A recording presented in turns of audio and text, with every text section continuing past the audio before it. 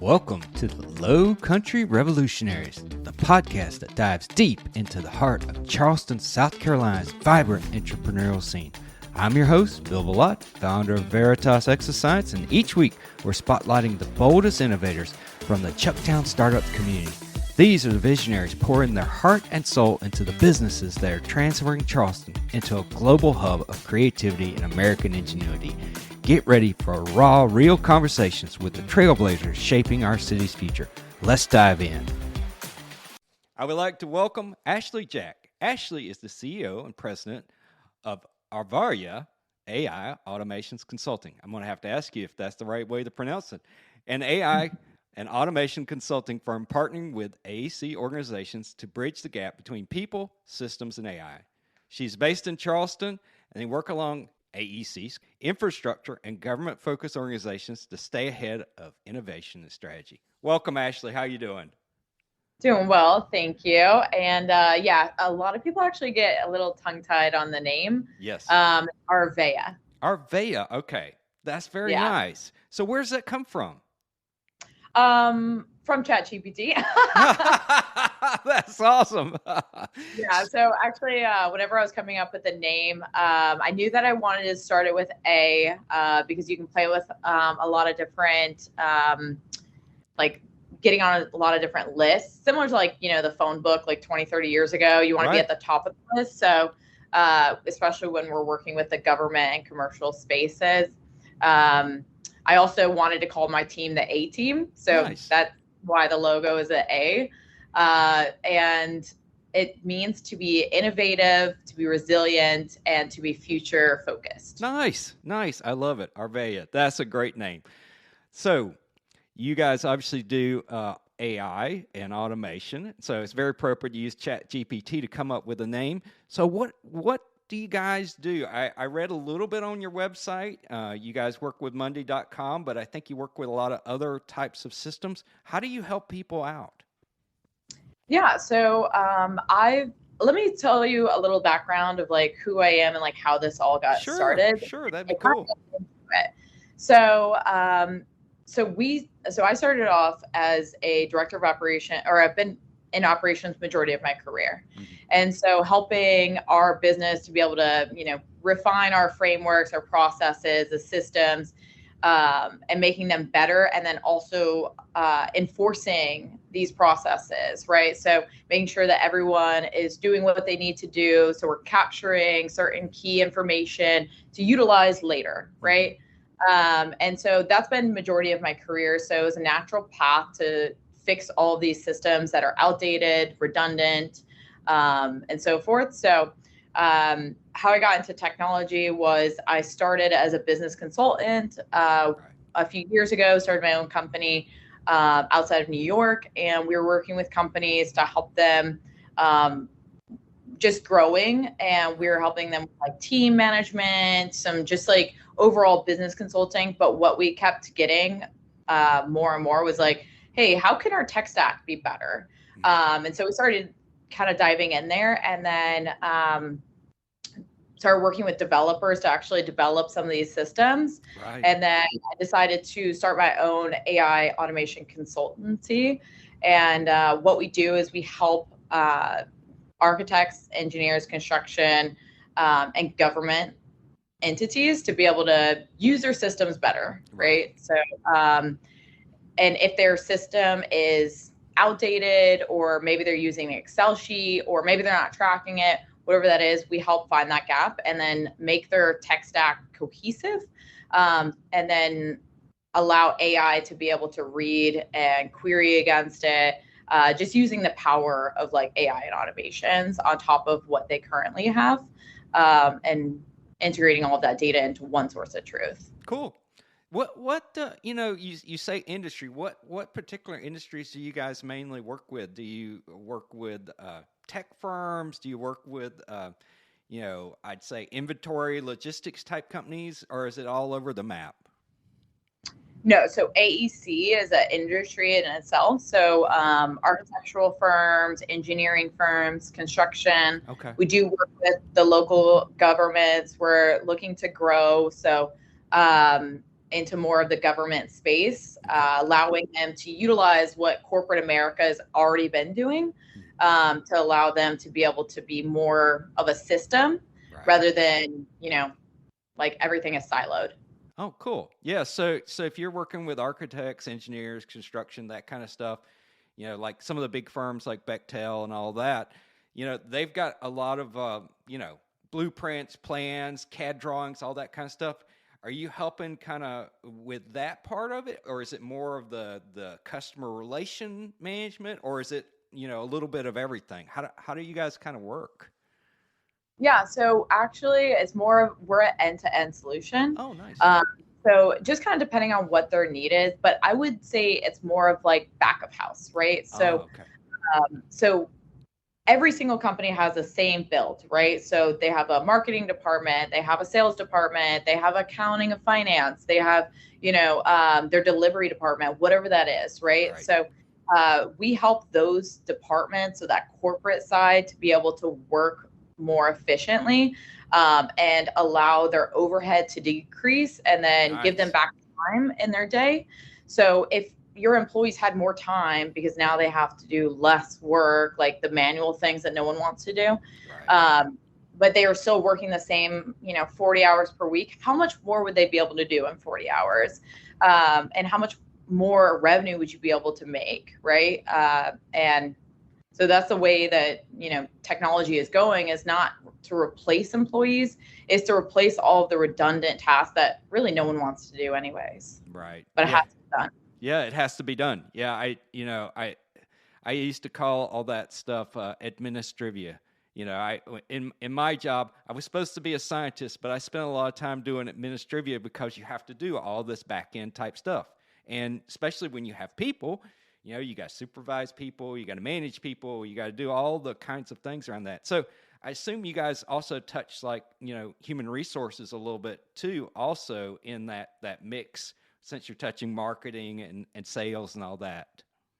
Oh yeah. Like every department pretty much, outside of actually, I would say every single department. So the amazing thing about our clients that we've been working with, we are end-to-end solution providers. When I say that, we start with, okay, what pain are they experiencing right now? And then we walk through their work, their process that they currently have, right? Especially some of these companies that have already been well established. They have these policies they've been going by for many, many years. And some of the, leaders, they hold on to those processes. All they've known, right? Right. And so they're so hold on to what we know, and they don't embrace change very well. But one thing about my team is we've really come a long way with our stakeholders. And so everyone has been really happy with what our work has been, just because we provide that white glove service. But yeah, so it starts with discovery and mapping out what their pain is. And then it goes into, okay, what's the best solution for your problem? So sometimes we will build out our own technology depending on what that pain is, and then, or we'll use what's already on the market, right? So we're a small firm, so we're not going to build out an ERP system that's pretty robust. So what we do is we evaluate what's on the market, what currently are their pain points with their ERP system today. What are they looking for? What's super important to them? We do the evaluations. We identify, okay, what's the ROI on this? How long is it going to take? What do you need to do? How much is it going to cost? So we do all that for them, so they don't have to stop their day to try to figure out what they need to do in this technology, or with this new technology that they're trying to bring on. Right. So we help them with that, or if it's a solution that we build in-house for them specifically. And then after that, we go into the actual build. And so we help them by actually doing all the implementation. Whereas if they did it on themselves, they would have to do all the data migration and entry themselves, which can take years, honestly. Right. And then the last step is adoption. So we have we've already hired a training and adoption specialist to track usage, to build out materials for training purposes, not only for their current team, but as they continue to grow and hire more people, they can just provide them with those training materials so they don't have to train them themselves on how to use these platforms. And of course, throughout the entire process, we do have a cybersecurity specialist in-house to make sure that their data is not being leaked in any way, that all the systems, the data infrastructure is set up correctly and safely. That's really cool. That's awesome. Yeah, because I used to work for the government for many years, and with a lot of our systems, especially our back end systems, there were a lot of legacy systems, and I'm sure even working with businesses, especially established businesses, they've got these legacy systems. And yes, people are like, hey, it's working. Let's not break it. I know it's not the most efficient in the world, but it's working. And so I'm sure you guys have to deal with that a lot. It is dealing with the, change, like you said, change management of the people and getting them comfortable with moving things over. How do you guys,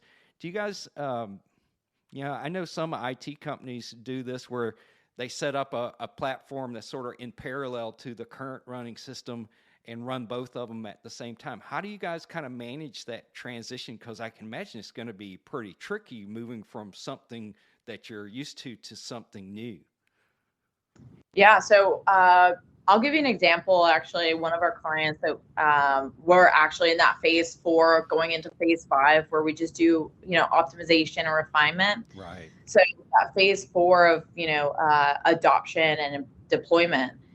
So they were currently using an Excel sheet instead of a CRM, and because Monday is such it's the user interface on Monday.com is very similar to an Excel sheet. It's easy for them to adopt. Right. So we really understand who our clients are as a whole. And that's why I think that our clients really love us, honestly, is because we really want to know what they want in a system. And so it does help with adoption. We get, their buy-in before we decide, hey, this is the best system for you. If it's something that they're like, I don't really understand it, it's not really what I want, then okay, what is it that you do want? We try to figure that out. And then we do multiple sessions with training and demos, and we'll even go to their headquarters if necessary to do, live demonstrations. We build out those training materials. And so and then we track the usage. Right. So before we sunset anything, we want to make sure that more and more of the employees are actually adopting that new software and enforcing them to use the new software. And, if they have problems or if they're confused on what to do or anything like that, we have our training and adoption specialists to hop on a call with them, kind of walk them through any of those pain points that they're experiencing with the new one. But really, we encourage them to, hey, this is that new system, start using it. It's much easier. And honestly, once they start getting a little taste of the, new system, they're like, okay, we're ready to scrape the last one. So before we do that, we make sure that all of that data has already been migrated over. Right. And so we do all the data migration and entry ourselves. So the client doesn't even have to worry about doing it. Nice. And, I'm sure you guys get this question all the time. It's like, okay, our CEO or whatever is like, hey, we're going to do this AI thing. It's like, am I going to lose my job? And I'm sure you're dealing with a little bit of fear of the unknown. It's like, oh, they're going to automate or use AI to do a part of my job. What's going to happen to me? How do you guys deal with that? Because I understand, there's the technology side of this, but there's the human side. So how do you guys kind of manage that? Yeah, so I think that is a big fear, especially, it's funny, especially in this industry, because a lot of the, I like to say folks, but a lot of our clients, they're in that age range where, they're about 40 plus is their average age range. And so it's difficult when you've been working for a company for 20 plus years, and now they're saying, and you don't really understand what AI is, and all you hear is it's a buzzword. Right. So I always just, bring it to them as like, hey, AI is not a replacement. It is to help you to be able to do your job much faster, much easier.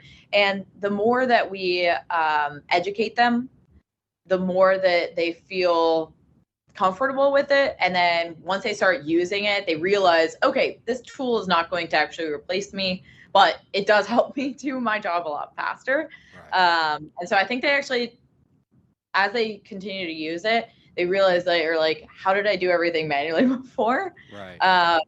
So yeah, I think just educating your market is the most important thing. That's really cool. Yeah, I know it's hard when you have this kind of game changing technology come out there. It's like, I utilize it for my business all the time, and yeah, it's kind of one of those things. Like, yeah, it speeds things up.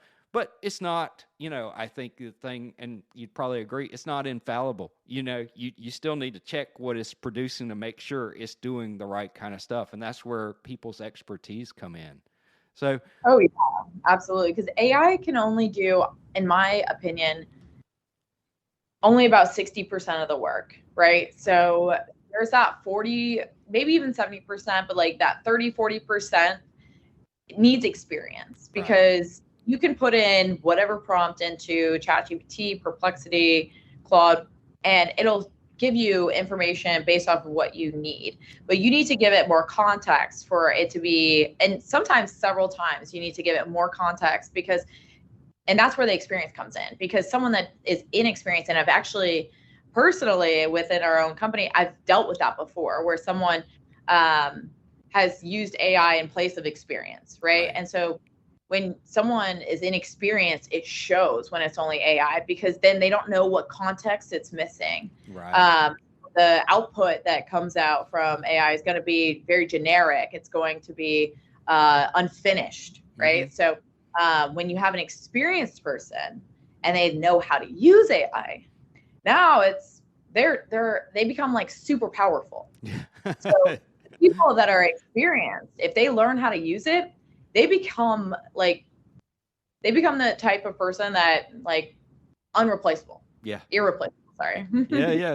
Yeah, exactly. It is really amazing. It's like, I was telling somebody the other day, it's like, I've done coding in the past. I'm old compared to you. I was around when, I was around before iPads and stuff. So, but I don't know any of the current syntax or any of that kind of stuff. I haven't kept up with, but I know what code's supposed to look like. And now I can use AI to kind of fill in that syntax gap, because I know what the code's supposed to do. And I would imagine it's very similar to that. It's like the folks you're dealing with, they know what's supposed to come out of this. And this is just giving them a new tool to do it maybe faster and better. And that sounds really cool. So, what kind of stories have you gotten from your customers and stuff about, how things have really changed for them? I'm sure you guys have talked and gotten some feedback on things.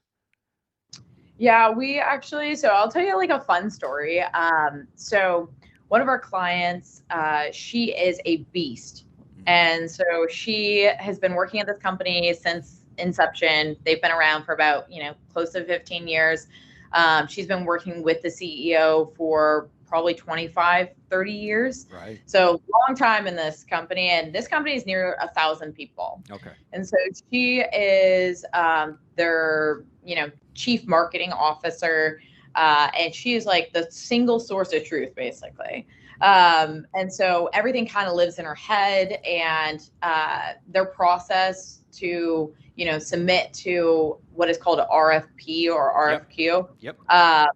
So, they're submitting these proposals to government contracts, and they are working. They work hard. Right. And so they're working, 60, 70 hours a week, because they're the backbone of the revenue for the entire business. Exactly. So without this team, like there would be no one else on that team, because they'd be able to, have the jobs in order to deploy the rest of the people for them. So she was excited, but also nervous. And in the beginning, she really, fought us tooth and nail as far as like, I'm not really like wanting anything to change. My process works. I don't see why we need to change. Right.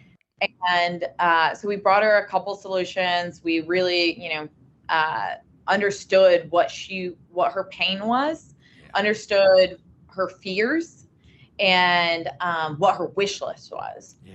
And so we did a bunch of research, figured out, okay, this tool right here on the market that we ended up becoming partners with because it was such a great tool, is going to be able to do the things that you want it to do, but keep the human in the loop. Nice. Because she didn't want to take away the creative component or to have a tool that just writes all these proposals for them and then they just are reviewers. Right. They wanted to be able to still have that human in the loop.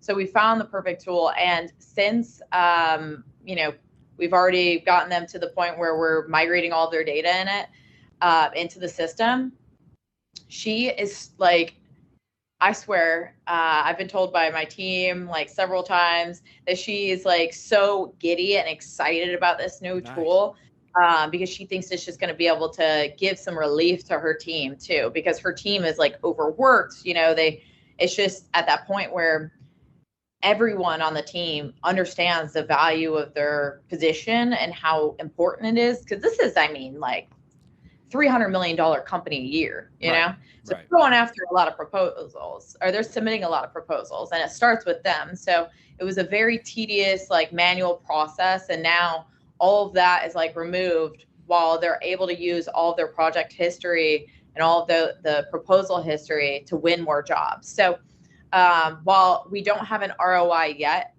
I imagine that in 2026 and 2027, they will realize that there's going to be a spike in their revenue, which is going to be super exciting. And she's also understood that as well as like, wow, just because we, are now using a better system, like now we're going to be able to make more money for the company. We're going to be able to give, the team a little bit more of a relief and give them back time in their day. So where they're not having to work 60, 70 hours just so they can submit these proposals. Because some of these proposals, I know I talked to them and there was one proposal that they were submitting that cost the company itself just in like labor and other miscellaneous expenses I'm not really privy to, but it cost the company about $1.8 million to submit a proposal. Right. So if you end up missing that deadline, then you just not only lost out on the revenue from the work that you were trying to win, but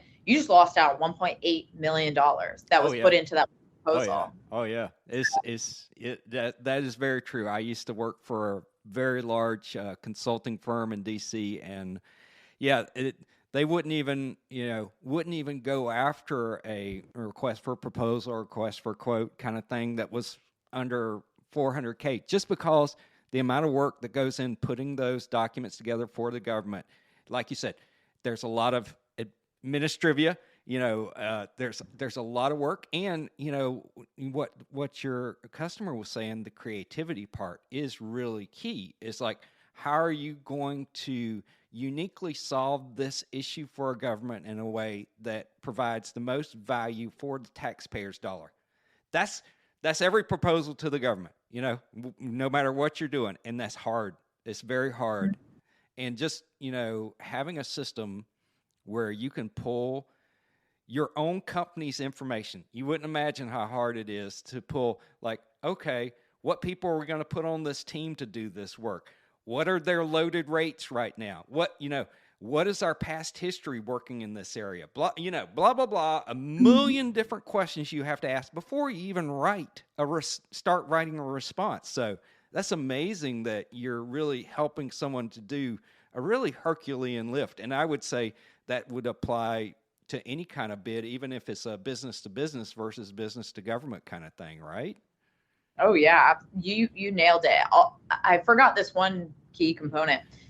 So typically it would take them anywhere from 3 to 4 weeks just to get to that 60-70% mark on the marketing team. Right. So it would take them 3 to 4 weeks for one proposal to get to that 60-70%, where they hand it off to now the project managers to evaluate, like, okay, who's going to be on this team, get that org chart and so forth.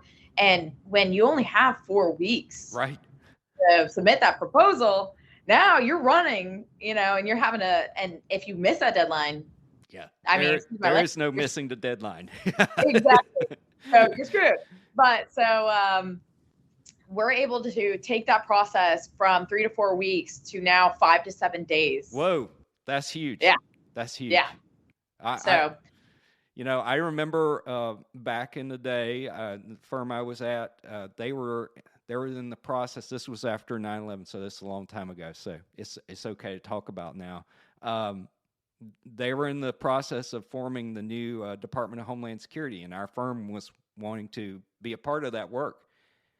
They stood up a whole team for months just to coordinate how to put together proposals for that new department. So I imagine, anything that makes that time shorter, quicker, more efficient for everybody, that's putting money back in everybody's pockets right there.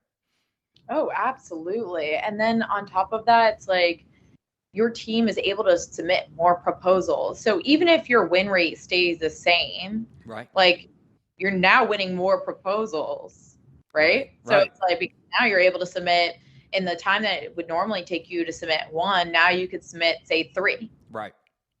So if you win on average, like 1 out of 3, that means that one person that's submitting 3 a month, you're at least winning on average 1 proposal per month, rather than 1 maybe every other month.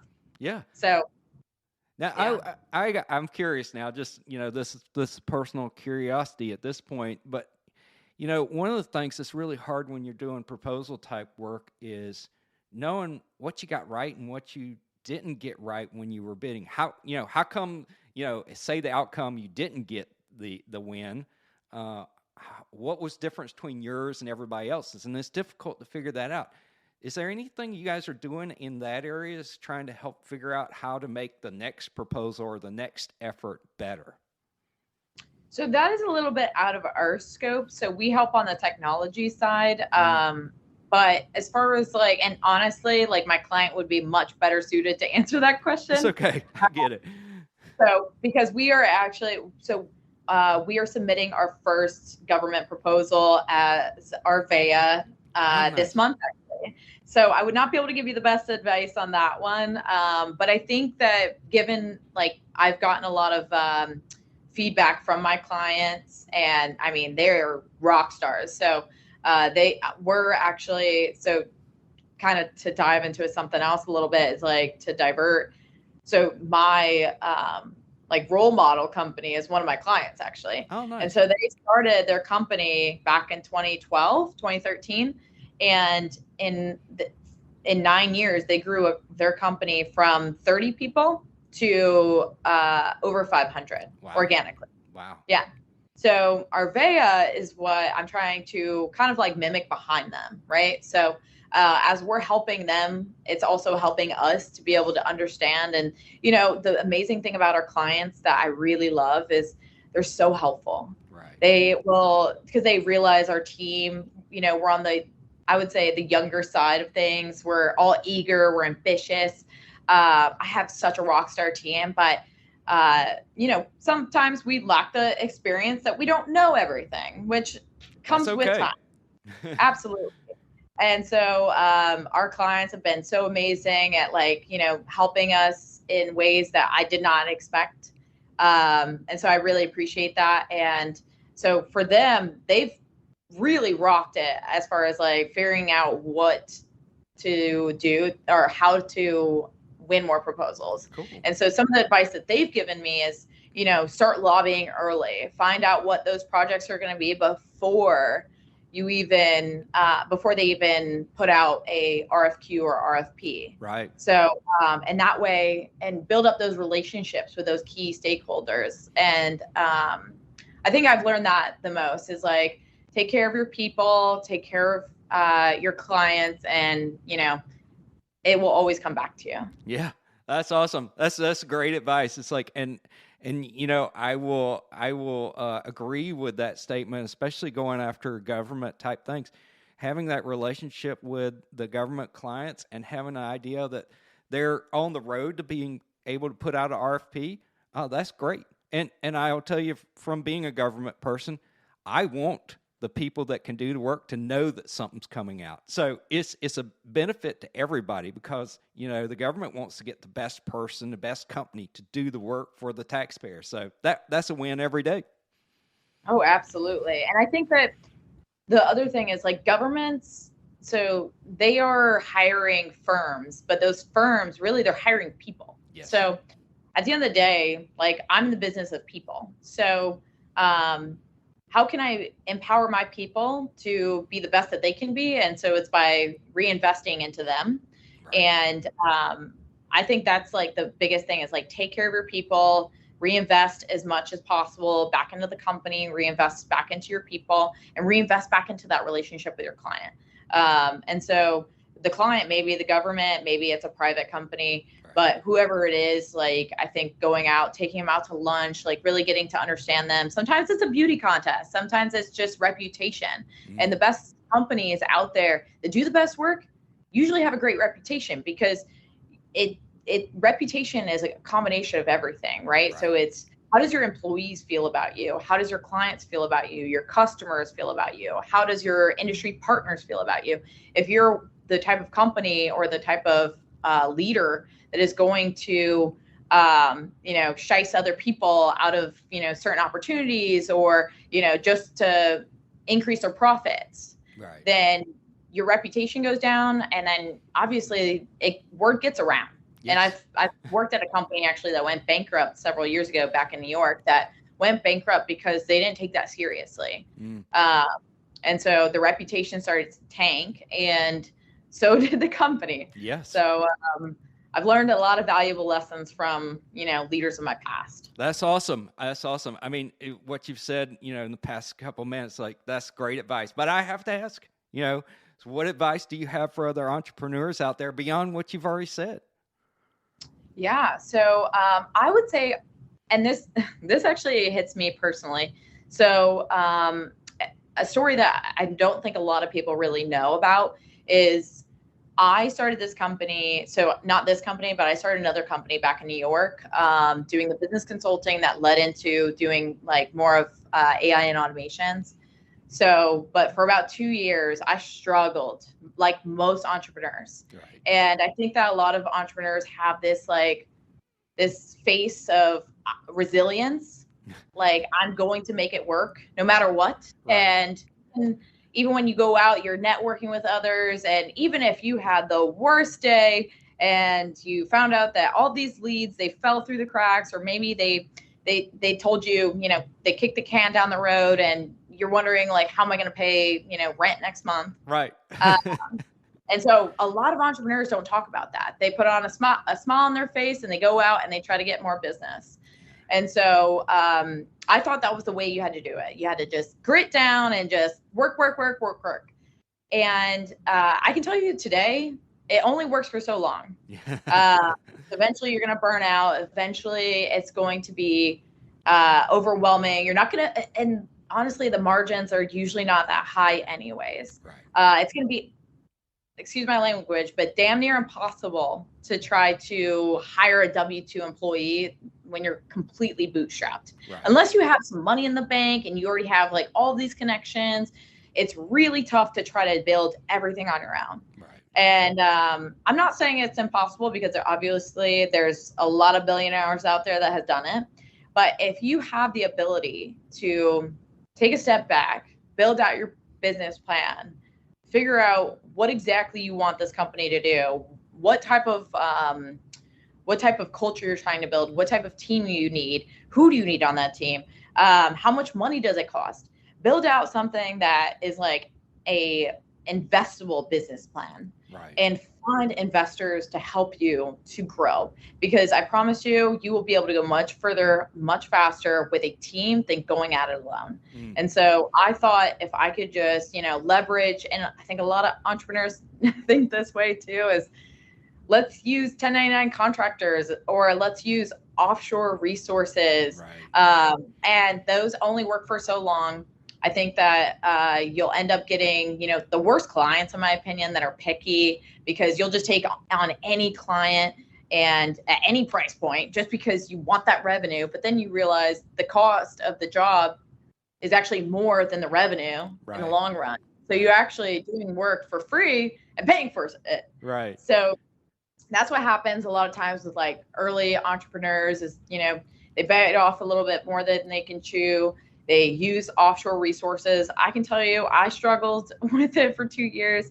But I started Arvaya back in August of 2025. Right. So less than a year ago. And I now have a team of 13 people. Nice. W-2 employees, because I decided to, you know, take out ego and realized I need help. I can't do it alone. I need to hire the right team, and that requires money and resources, which I didn't have. Right. So I found an investor and, you know, pitched my idea, pitched my business, talked about what I was currently already doing, how I can get into the government space, how I can help all these local governments, how I can help this industry out, what type of team I need. And I came together and I got the funding, and here I have an amazing team, the team of my dreams. Nice. And now it's not always the case, because I've had some hiccups here and there as well as any others. But the fact that I'm not having to worry about, one, like, how am I going to pay rent? But also, like, I can afford to pay my employees who work so hard. Right. And I can actually take care of my clients. And now my clients pay a lot more money, and I would say a lot less demanding, actually. That's cool. Yeah. Yeah, we're able to actually make real change. That is really cool. My biggest advice out there is, if you're going to take all this time and all this effort and all this energy to put into your business, just put your ego aside, find someone. It doesn't have to be someone at a PE firm. It could be someone you know. I mean, really, it could be anyone that you know that has the ability to help you out, make it, you know, make sense on your side, as far as like, does this partnership make sense for me? Because not only is it like money that you need, but maybe it's doors that can be opened. Maybe it's mentorship, whatever that is. Find the right partner for you, right structure that works for you, and grow a company that actually makes money, that you can actually make a real change. That's cool. Yeah. Yeah. That's really great advice. You know, put the ego to a side and do the things you need to make a difference. That is awesome. That's great advice, Ashlee. I really appreciate that. Well, thank you. I appreciate you, and this has been so fun. Yeah, thank you so much. It's been great talking to you. Come back on, especially, you know, as things change and grow. You know, you got 13 now. You know, maybe you'll get the government contract and it'll, you know, double overnight. So come back on, tell us what's going on, and would love to hear some more stories about how you guys are helping out people all over the Lowcountry. So thanks so much. Thank you. That's a wrap for this episode of the Lowcountry Revolutionaries. Thanks for joining us as we celebrate the fearless entrepreneurs making wave in Charleston's Chucktown Startups community. I'm Bill Ballott, and it's been an honor to share these inspiring stories with you. If you enjoyed this episode, subscribe, leave a review, and share it with someone who needs a spark of Lowcountry innovation. Until next time, keep pushing the boundaries of what's possible.